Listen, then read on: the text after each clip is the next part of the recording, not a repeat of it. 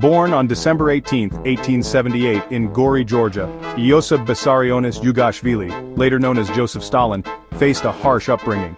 Despite his tumultuous childhood, Stalin found solace in revolutionary literature, which ignited his desire for social justice.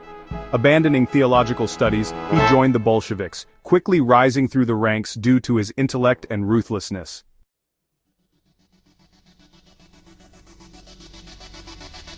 After Lenin's death in 1924, Stalin emerged as the Soviet Union's leader through cunning and political maneuvering.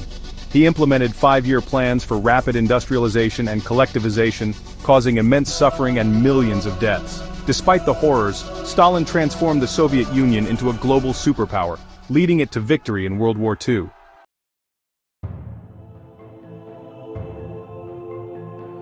By the 1950s, Stalin's health was declining, though this was kept secret. The pressures of leadership and years of paranoia took their toll, making him a shadow of his former self. This decline would set in motion events that would change history.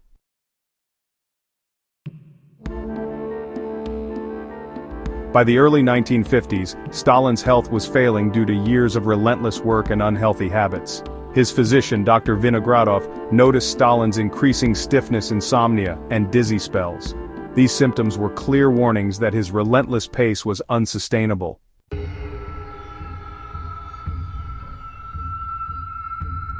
Despite clear signs of a health crisis, Stalin distrusted doctors and refused to slow down.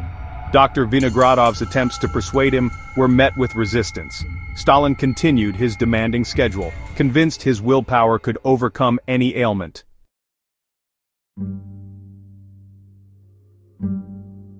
As Stalin's health declined, so did his grip on reality, surrounded by sycophants and consumed by paranoia.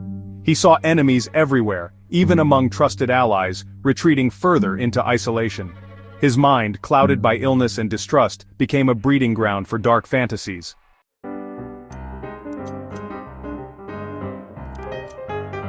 In January 1953, Stalin's paranoia led to the arrest of 9 doctors accused of plotting to assassinate him. This fabricated conspiracy, known as the Doctors' Plot, stoked anti-Semitism and fear throughout the Soviet Union. Even respected medical professionals were not safe from Stalin's suspicions.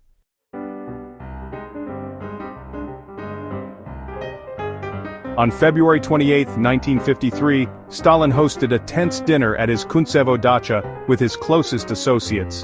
The atmosphere was heavy with suspicion, and they drank heavily, toasting to past victories. This would be the last time they saw Stalin alive.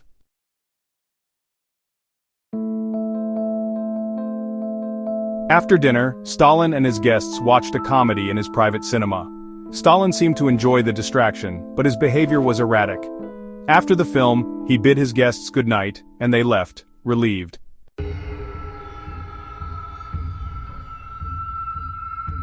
On March 1, 1953, Stalin's staff noticed an unsettling silence from his quarters. Fearful of disturbing him, they waited until evening before a guard, Peter Lozgachev, knocked on his door. Finding no response, he cautiously entered.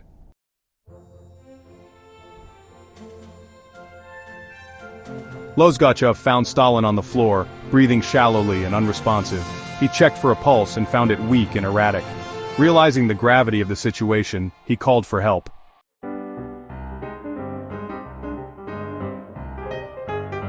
Lozgachev called the Ministry of State Security, reaching Lavrenti Beria. Beria quickly grasped the situation and mobilized Stalin's inner circle. They convened in a state of controlled panic, aware of the potential power vacuum.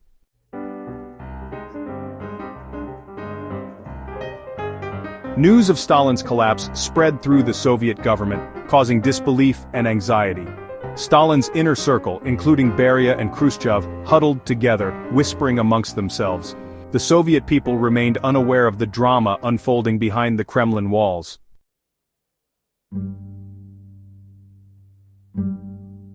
Hours passed before Beria summoned a team of junior doctors, fearing senior ones might be implicated in the doctors' plot. The doctors faced an impossible task, treating a man who viewed them with suspicion. They found Stalin in critical condition, knowing their every decision was fraught with danger.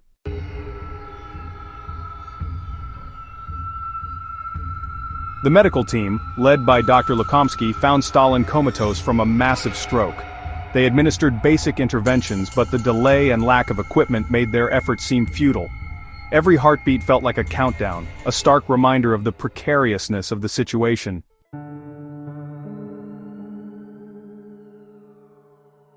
News of Stalin's condition, carefully controlled and sanitized, began to trickle out of the Kuntsevo dacha, sending shockwaves through the Soviet Union and the world. The propaganda machine, accustomed to portraying Stalin as an infallible deity, struggled to reconcile the image of a dying dictator with the carefully cultivated myth of his invincibility. Inside the dacha, a macabre vigil took hold. Stalin's inner circle, their faces etched with exhaustion and anxiety, maintained a constant presence, their hushed whispers and furtive glances betraying the power struggle brewing beneath the surface. They paced the halls, received updates from the beleaguered medical team, and desperately tried to anticipate the seismic shift in the political landscape that Stalin's death would unleash. The atmosphere was thick with suspicion and paranoia. Every cough from Stalin's room, every fluctuation in his vital signs, sent ripples of fear and anticipation through the assembled group. The weight of history, of the future of the Soviet Union, seemed to rest on the frail shoulders of the dying dictator.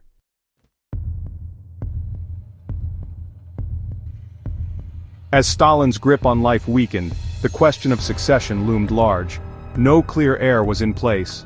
Beria moved quickly to consolidate power. Malenkov sought party support, while Khrushchev positioned as a reformer.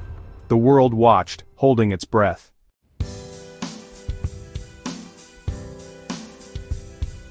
On March 5, 1953, Stalin's breathing grew shallower, his pulse weaker. The doctors, exhausted and emotionally drained, could do little but monitor his decline. The end, when it came, was swift but not peaceful. Stalin's chest heaved with a final desperate gasp for air. His eyes flickered open one last time, their gaze blank and unseeing. Then with a shudder, he was gone. The room fell silent, the only sound the steady beep of the heart monitor, now a flatline. The doctors exchanged weary glances. The news of Stalin's death sent shockwaves around the world. For the Soviet people, it was a moment of profound disorientation. The man who had ruled their lives for so long was gone. What lay ahead for the Soviet Union, no one could say for sure.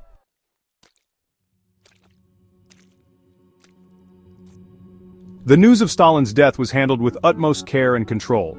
The Soviet propaganda machine faced the daunting task of announcing his demise. Silence reigned for hours after Stalin's death. The news was gradually and strategically disseminated. Top party officials convened at the Kremlin, orchestrating the announcement.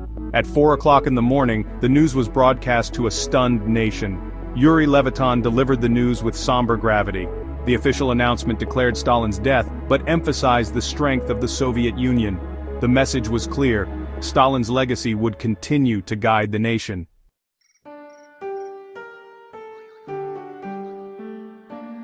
The news of Stalin's death swept through the Soviet Union, eliciting a complex tapestry of emotions. For many, it was a moment of genuine grief. Years of propaganda had cultivated a cult of personality around Stalin.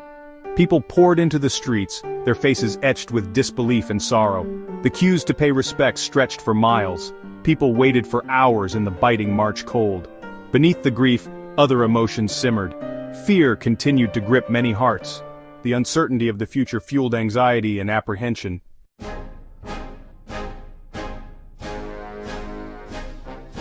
While public displays of mourning were carefully orchestrated and monitored within the upper echelons of the Communist Party, a different kind of grief unfolded.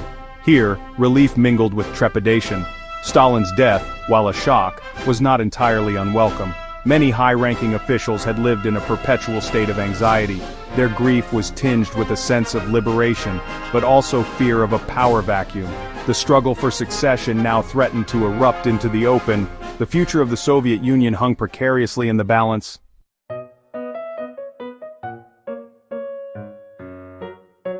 In the days and weeks that followed Stalin's death, the Soviet Union found itself in a state of suspended animation. The carefully crafted facade of order and control, maintained for so long through fear and intimidation, began to crack, revealing the fragility that lay beneath. The state-controlled media, tasked with navigating the delicate transition of power and managing public sentiment, walked a tightrope. It eulogized Stalin's achievements while simultaneously hinting at a new era of collective leadership, a subtle but significant departure from the cult of personality that had defined his rule.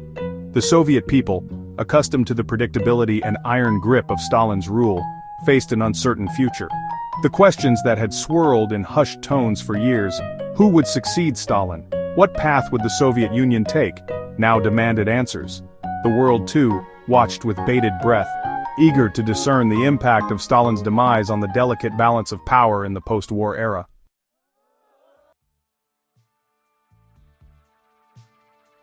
The passing of Josif Stalin unleashed a wave of cautious optimism both within the Soviet Union and on the international stage.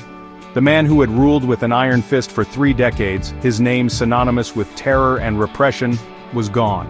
In his wake, a collective sigh of relief swept through the corridors of power and the hearts of ordinary citizens. The thaw, however, was a gradual and uncertain process, marked by a mixture of hope and trepidation. Within the Soviet Union, the immediate aftermath of Stalin's death was a delicate balancing act. The Communist Party, eager to maintain order and control, moved swiftly to consolidate power and manage the transition to a new era.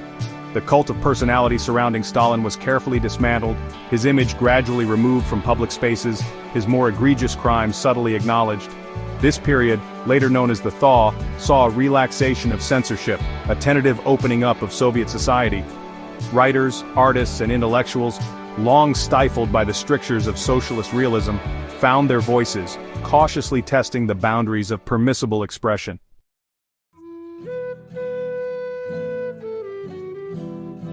Despite the efforts to distance the Soviet Union from the excesses of Stalinism, his legacy cast a long and complex shadow over the decades that followed.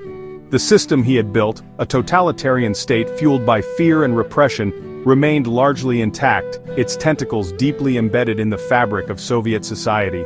Nikita Khrushchev, who emerged as the dominant figure in the post-Stalin era, denounced his predecessor's crimes in a secret speech to the 20th Party Congress in 1956. This shocking revelation, while initially kept hidden from the Soviet people, sent shockwaves through the communist world, shattering the myth of Stalin's infallibility and paving the way for reform movements within the Soviet bloc. However, the legacy of Stalinism, with its emphasis on central planning, suppression of dissent, and a culture of suspicion, proved difficult to eradicate. The Soviet Union, while undergoing periods of liberalization and reform, never fully escaped the shadow of its totalitarian past.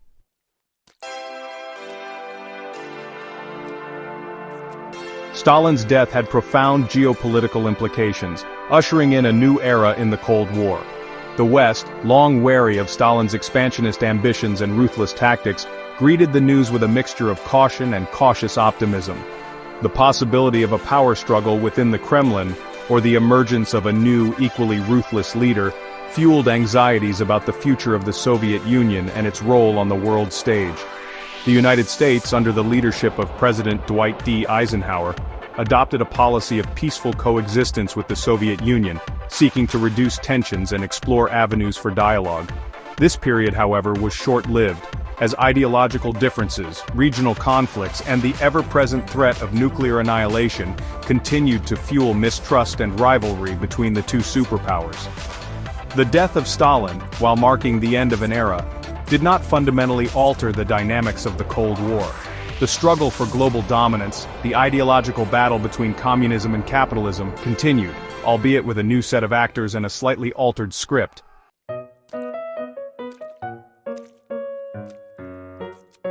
Joseph Stalin's death in 1953 marked the end of an era, closing a chapter in history that had been written in blood and iron.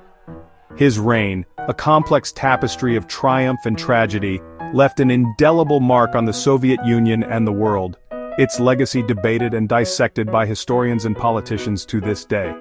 He was undoubtedly a ruthless dictator responsible for the deaths of millions of his own people, his name synonymous with terror, repression, and the horrors of the Gulag. Yet, he was also the leader who transformed the Soviet Union into a global superpower, the architect of its victory in World War II, a symbol of strength and resilience in the face of adversity. Stalin's legacy is a study in contradictions, a stark reminder of the complexities of power, ideology, and the human condition. He left behind a nation both scarred by his crimes and shaped by his ambition, a world grappling with the implications of his rule and the uncertainties of the future.